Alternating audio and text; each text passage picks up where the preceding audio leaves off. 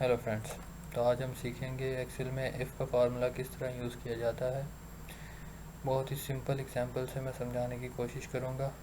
आप थोड़ा फोकस से समझें, आपका कॉन्सेप्ट क्लियर हो जाएगा। और इसमें बेसिक चीज़ यही है, कॉन्सेप्ट क्लियर करना। जो भी एग्जांपल मैं दे रहा हूँ, मतलब ये इसका मतलब ये नहीं है कि मतलब हम यही एग्जांपल यूज़ करेंगे, इसी काम के लिए इफ़ इस्तेमाल होता है। ये कॉन्सेप्ट आपने क्लियर करना है। एक सिंपल सी एग्जांपल मैं दे रहा हूँ आपको। तो स्टार्ट करते हैं। ये आपके सामने फॉर्मेट लिखा हुआ है आपका। इसके जिस तरह फार्मूला एक्सेल में स्टार्ट होता है इक्वल इफ़ और ब्रैकेट में फार्मूला लिखा जाता है। तो इस फार्मूले के तीन पार्ट्स हैं। पहला पार्ट है कंडीशन का, दूसरा पार्ट है अगर वैल्यू ट्रू होती है तो दूसरे पार्ट में जो हम वैल्यू देते हैं एक्सेल को, वो वैल्यू रिटर्न होती है हमारी। और तीसरे पार्ट में वो वैल्यू रिटर्न होती है जो अगर कंडीशन फॉल्स हुई तो जो वैल्यू हम फॉल्स में देते हैं वो रिटर्न होती है। तो ये आपके सामने मैंने एग्जांपल लिखी हुई है। ये इसके बाद मैं आपको शीट में भी एक्सप्लेन करूँगा। यहाँ पे पहले समझ लें एक बार। If A is less than 40, ये हमारी क्या है, कंडीशन है। अगर ए लेस दैन 40 और ए जो है वो कोई भी सेल का एड्रेस हो सकता है। यहाँ पे मैंने एग्जांपल के तौर पे ए लिख दिया। तो ये हमारा सेल एड्रेस है।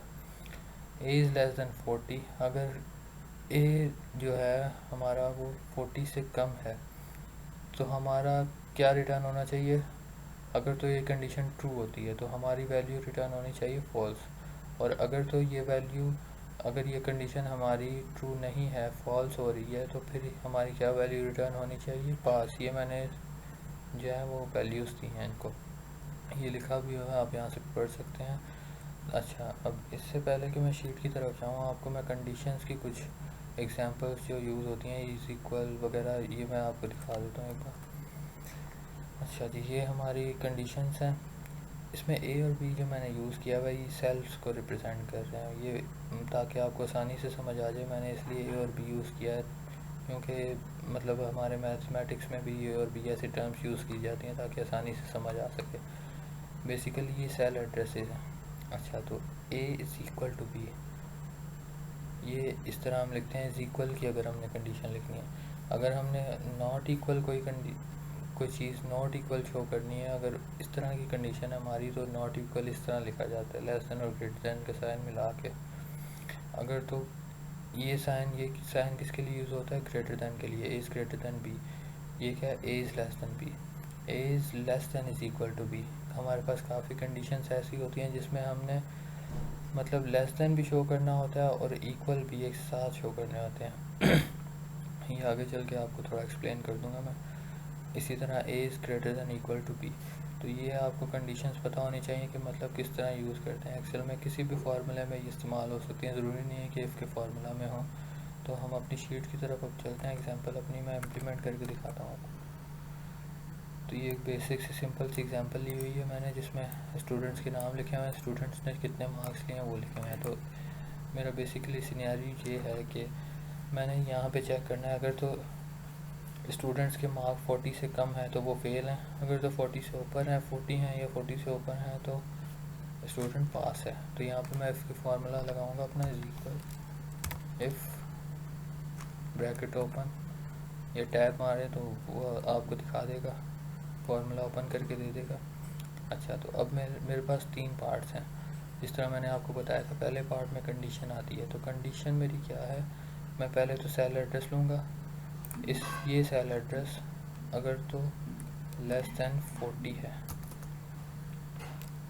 तो सेकंड पार्ट में हम आ जाएंगे। फिर अगर ये कंडीशन ट्रू होती है तो फिर क्या करना है, जो वैल्यू मैं यहाँ पे दूंगा वो कंडीशन ट्रू होने पर रिटर्न हो जाएगी।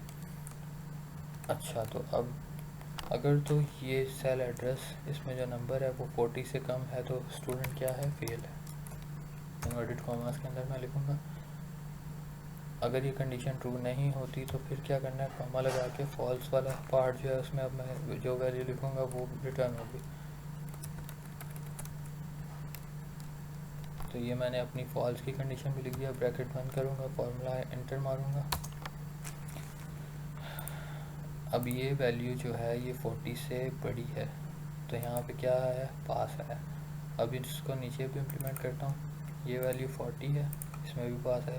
अब ये जो वैल्यू है ये 40 से कम है तो इसमें क्या है, फेल। इसी तरह ये वैल्यू 40 से बड़ी है, यहाँ पे पास है, ये 40 से कम है, यहाँ फेल आया। तो इसीलिए हमारी कंडीशन जो है इम्प्लीमेंट हो चुकी है।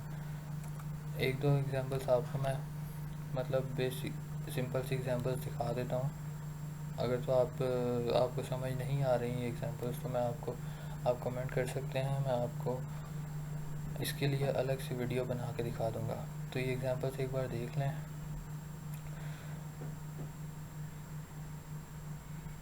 If a is equals to 0, ये मेरी कंडीशन आ गई। अगर a 0 के इक्वल है तो क्या रिटर्न करे ये। अगर तो कोई ऐसा एड्रेस है जहाँ पे मतलब है, कोई ऐसी शीट हमने बनाई हुई है जिसमें हम अपनी क्वांटिटी देख रहे हैं कि हमारी जो क्वांटिटी है वो अगर तो 0 हो रही है तो वो क्या रिटर्न करे, आउट ऑफ स्टॉक। अगर तो 1 है या 2 है क्वांटिटी अगर एग्जिस्ट कर रही है तो इन स्टॉक। इसी तरह इस इक्वल का उलट क्या होता है, नॉट इक्वल। तो नॉट इक्वल जो है, अगर ए इसी फॉर्मूले को मैंने क्या कर दिया, अपोजिट कर दिया। कैसे, नॉट इक्वल का सिंबल लगा के। A is not equal to 0 तो क्या हो जाएगा, इन स्टॉक, नहीं तो आउट ऑफ स्टॉक। इसी तरह एक मैंने ग्रेटर दैन इज इक्वल का जो आपको बताया था, मैं एक्सप्लेन करूँगा, वो भी यहाँ पे यूज़ किया। If A is greater than equal to 70 तो क्या रिटर्न करे, ए ग्रेड वरना बी ग्रेड। मतलब ए जो है वो कोई सेल एड्रेस है, तो अगर तो जो मार्क्स हैं वो 70 से ऊपर या 70 हों तो ए ग्रेड आएगा, नहीं तो बी ग्रेड।